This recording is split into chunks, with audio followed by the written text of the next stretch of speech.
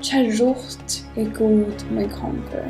Og kjær Rutt hon lukkelig til hun finner sin glede og god. Hei, hjertelig velkommen til Vakurleiki.fo. Før i dag så rønte jeg takk etter video på ute.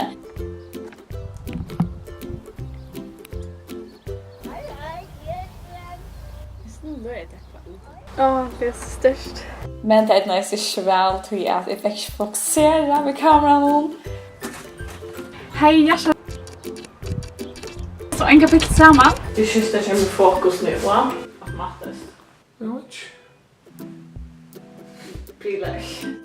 Og ja, men det var så lekkert vever og fuglasanger. I dag så er det dine bästa sidor, og jeg har også sendt om hva vi skulle gjøgnumgongd av en sommerferien. Jeg har alltid hørt så spennende evner som kunne vært tidsen opp. Som vysen, og dinosaurer, bibelsprekk og så framvegis. Og det er så spennende evner, men jeg har alltid også til evner som er personlige. Man granskar syndemor og arden og legger det fram for tikkene. Men jeg halte at nå er sommerferien så tørver mer, og jeg gir jo sin tikkene og sin oppbygging, negativt rønter, og det som jeg også sier at gjøgnumgongd Rutt live.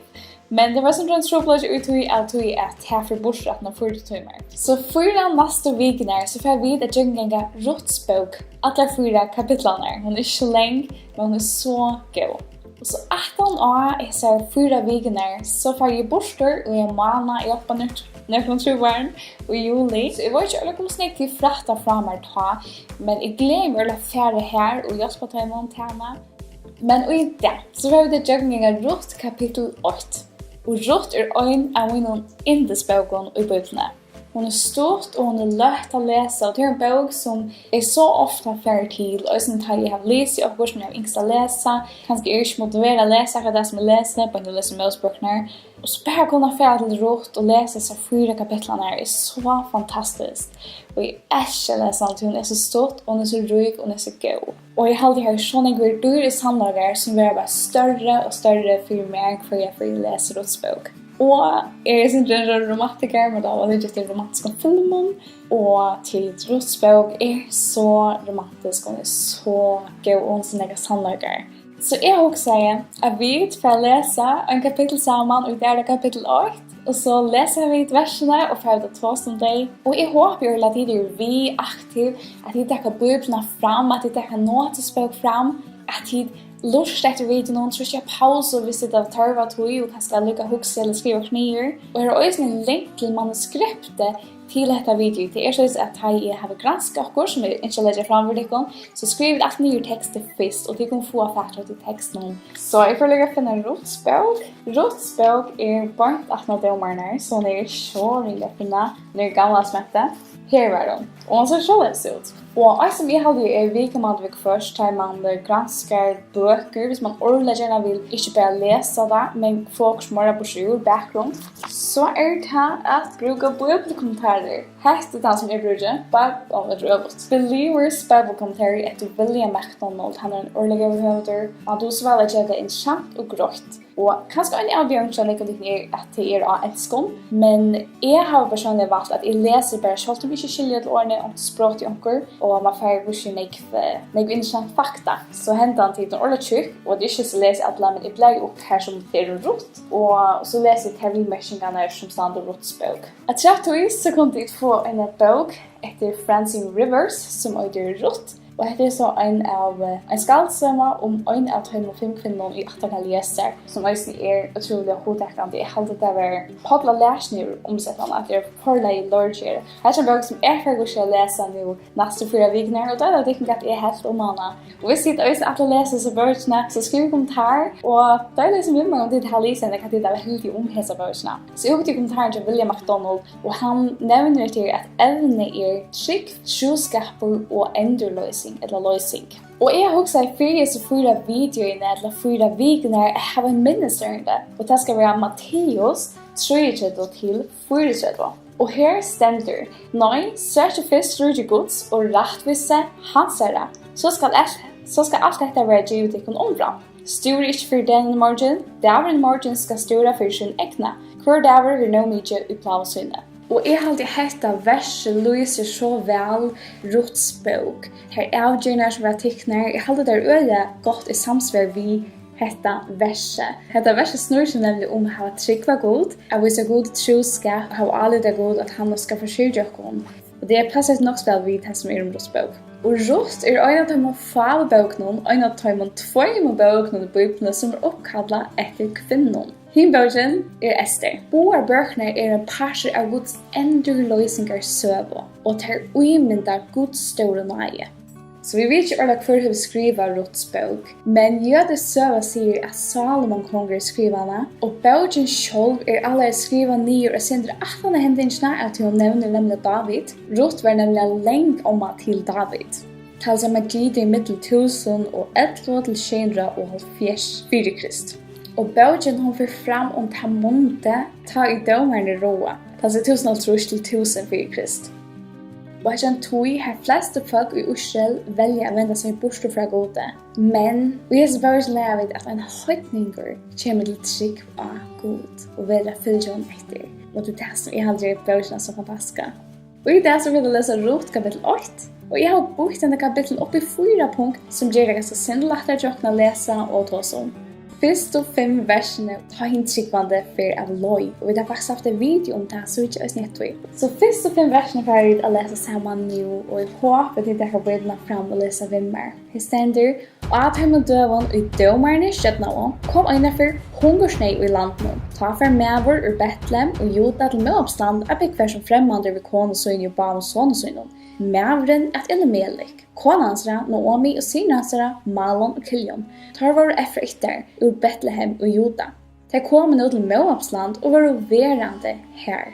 Så døye Elimelek, medvren Noomi, og hun satt efter ved barn og sånnesøyne. Tar tog seg moabitiske koner, åndet Orspa og åndet Rutt. Men tar I det bo her I 20 år, døye tar bare vi, Malon og Kilion. Så kvinnan satt ensamhet etter boar kinesønner og mannsøn. Så vi leser I første versen at det hungersnei I Betlehem. Betlehem mester breihus og fruktagodt. Og det noe som utsier ja? Hungersnei og I breihuset, hungersnei og I kølskapet, hungersnei og I gamle testamentet. Og I Israel var nemlig tekken at Israel hei synda og gjør det imot boven Guds. Og vi søkja I 3 Mosebok 26 at med anna hungersnei tekken på at de færre av loj, eller at de velger å vende seg bort fra gode. Så god har sett noen punkt I 3 Mosebok 26 til Israels folk, spesifikt, som noen avhengig tekken, ansett Jason. Og det det samme I okkar andalige livet, at vi vet færre av loj, så vi god givet okkar noen tekken. Hvis vi leser Galatia 5, om avvekst andans og avvekst holdsens, så kan vi søkja nær vi veksa andalige og nær holde fytle møyra. Så god gjør dere noen avhengig tekken, så jeg sier vi ikke skulle være loj, men vi skulle holde dere til Hansara. Så Elimelek, han får ordet som lover I landet noen, som fleide mjölk og hunenge, og han løyer familien sine til Moabsland, som tekken og bare hukk med.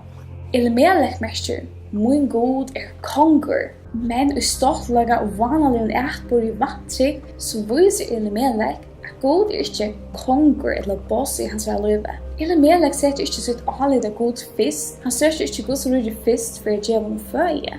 Men Elimelek søker alt hitt omframt.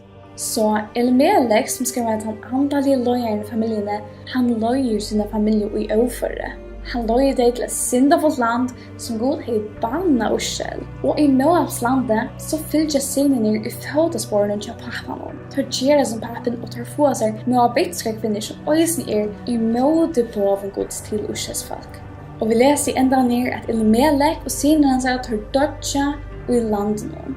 Og Noomi, hun sitter ensamhet etter. Noomi mester henne lukkelige. Og vi søker hvor så lukkelig hun bliven.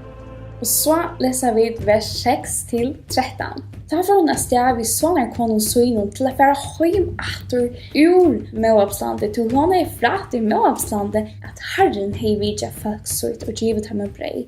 Hun fører når vi ba med sånne konensøynen sted, henne som hun haft tilalt.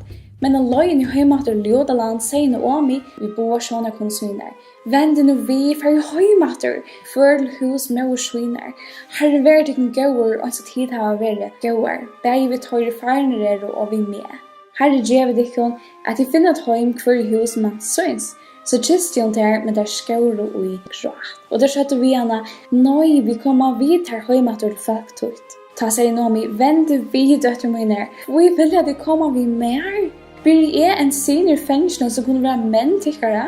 Vende vi døtter mine, for nå heimater. Jeg jo gammel å være kone og nekra mans. Og om så helt at jeg har vågen enn ja, om som hesa nåt gav mannen med, så vær at jeg fikk senior, skulle tid for det tog, boja enn til å komme til, skulle tid for det stakt jeg kom inn i livet avgifter, nøy døtter mine mer til hjertelig synd i tikkene, til meg hever hånd herrens råd og til harst. Iveskriften for Hesaferð helt skikkvande vendir vi. Noomi velur her a venda vi atter høy. Og dette sinne som mynden vi Lukas 20, ta i hin borste veste soner velur a venda vi atter høy matter til pappan. Noomi ser at han avgjøren som hon og mærene tåg vær skøyv. Og hon ser at hon lojer nu under avløgnen av henne syndafull velon. Men vi lærer her på henne ta underfulla at det hever sikning visser a venda vi. Vi leser nemlig i Matteus 8 at Rutt svigerdøtter Noomi, hon i achtertalvo Jesusar. Det underfulla at Gud gledes og ta vel som Noomi teker å komme hjem etter. Og jeg husker meg til 1000 sikvande affæren av løy, så vil bare minne du at hever sikning a venda vi. Og hugsi hvor stora sikning det hever i Rutts bok at vi venter vi til god, at vi venter vi til samkomna. At vi gjør det som verset sier, søkja fyrst rydde gods, fram alt hit. Og som avhør som hender av løgn i heimater, så edger Noomi sine svigerdøtter til å velge det skikka. Hun edger der til å søkja alt hit omfram. Hun grøy dem fra at hun unga sine, hun kan ikke kjøta mat, hun kan ikke kjøta fyrdømmen. Hugsi meg til at fylgjast vi Noomi heimater til henne heimland, det å lete alt fra seg. Heim og hus og familie og viner. At færa vi Noomi heim til henne land til som å take opp krossen og at leggja alt i Guds hender. Det er verlagan det som Rutt vil gjøre. Så vers 14 til 18. Der skåre nå i gråt og orspa kiste vermårsvina, men Rutt vil de ikke skiljas fra henne. Ta sier hun, du sørste at hins sånne kunne mun fær høymat til folk søkt og godsøgn. Fær to nå øysne høymater og fylg vi hins sånne kunne munne. Men også fær drøyn ikke at ivetala med. Jeg fær fra der og fær høymater. Nå i her som to først her ferdig Her som to bosettes, her bosettes Folk tøyt skal være folk mot, og god tøyn skal være god mun. Her som to dorst vil dodja, og her vil være gjæra. Herren lette mer gengast ytla, vei nu og heretter, om næka anna enn deien skiler med fra her. Ta i Noomi nå sa at hun ikke vigais fra å komme vi henne gavst hun at tosa vi han det. Iveskrift for Hesaferð søkja du fyrst rydde gods eller alt hit. Og vi søkjer at orspa velur alt hit. Hun søkjer alt hit fyrst. Hun velur for heimater.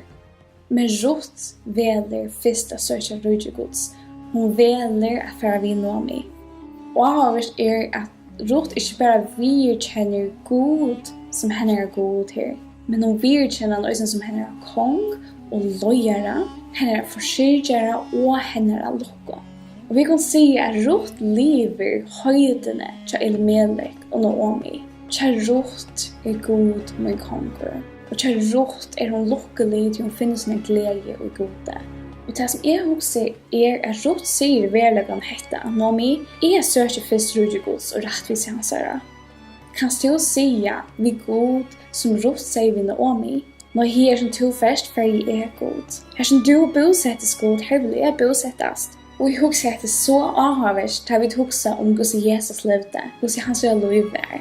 Rutt, hun lei ikke i vannærla at fylgjast heim vi Noomi. Hun lei ikke i vannlaktene som Noomi levde under. Og jeg husker at jeg vet at jeg heller ikke som tryggvande at leggja i vannærla som vi får av fylgjast ved Jesus. Men jeg halde vid øye som Jakob sier råkna det som glede. Da vi kom i allsins strømter. Så det vers 19-22. Det heldt så framboer, inntil det kom til Betlehem, breihuset. Men da det kom til Betlehem, hvor røren går stegen, og kvinner sa då, jeg heter Noomi. Men nå sier vi til, jeg kallar meg ikke Noomi, jeg kallar meg Mara. Så hin alvarlig har lært nekva sorg komme i med. Ruik for i hiane, og fader har herren lært meg komme atter. Hvor kallar det med Noomi? Da herren har vittne mot meg, og hin alvarlig har lært meg genga så illa. Så kom Noomi til atter ur Moabslandet vi sånne håndsøyne med å bygge from Rutt. Jeg kom til Bethlehem fyrst i byggskolen.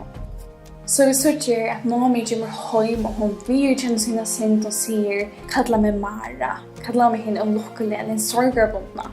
Og etter avhørs at hun sier «Ruik for i hiane», «Fader kom atter». Det følger ur Moabslandet til det var hungersnei. Og i tidlig at jeg kanskje huksa av vidt det fader, eller vi klarer oss ikke, vi må søke hit omframt, for jeg ble trygg. Og når vi ser nå bare, hvis hun har mist, sånn jeg vil ikke søke Guds røyre først. Og jeg halde det ofte så at vi vender vidt godt. Jeg halde at vi kjenner hun så innholdet av syndene. Og vi så sorgerbunden og bråten. Og vi sier som Noomi, du kallar meg henne sorgerbunden, kallar meg henne ulukkelige. Så jeg så særlig om vi noen ikke avgjør om. Jeg vil hava lyftene og Johannes 8:9. Jotta vi syndrokkere han trofast og rættvísi så han fyrgjør okkur syndene og retter okkur fra allar urættvise. Herren dem nær som har sundebrott i hjertet. Han frelste deg som har sundesøren anda. Og kanskje du kjenner det akkurat så her. Utbrendan, fornavnet av loj, kjenner det sorgerbundna og du kanskje kallar det hin sorgerbundna. Det er underfulla vi går til at han elskar ta vid venda vi. Akkurat som papen gjør i søvnen om ta bortavista sonen. God sykner okkur ryklig at ta vid venda vi. Og ta god gjør okkur av sin sykning om, så det som i Salme 3:5. Tu borrar fyr mer, og den renner ut av steipen munnen. Så god ikke bare sykner okkur, men han døyger okkur under sykning om. Han gjør okkur oppmykje av sykning om. Han så god ved okkur. Han løner okkur ta vid venda vi til Hansara. Så jeg har nok så avgjort at lese i søvn at God møter ikke Noomi ved en pøyjefingre. God møter ikke Rutt ved en pøyjefingre, så jeg for vers to, eller hver hever til å være. Og papen, han møter ikke henne bortståvelsa sonen ved en pøyjefingre. Tog til bråten, og det kom atter til det å se sina synd. Og det kan det se man ved God, og vi kommer til Hansara, vi søkja akkurat synd, og vi ser God. Ja, jeg får av lov. Jeg tog avgjør som var skøyver. Så for god ikke pøyka etter hver syndom han teker og møter okkom og han lemmer okkom og han ikke at kjeve okkom at vi gøy som han hever og han ikke at sikne okkom. Og disse skikninger finner vi i Guds ordre. Og det tror jeg så området å lese og be at det her vi kommer søkja lyftene og hver sikninger god ikke du ikke kan under vi. Og i kommande kapitlen så kommer vi til å søkja hvordan god sikner Noomi for å vette vi etter, og hvordan god sikner Rutt for at han var valgt å søkja rydde Guds fyrst. Og vi søkjer hvordan god djever taimon alltid omframt. Og han ikke bare djever dem alltid omframt, han sikner der så at det renner ut ur til steipet.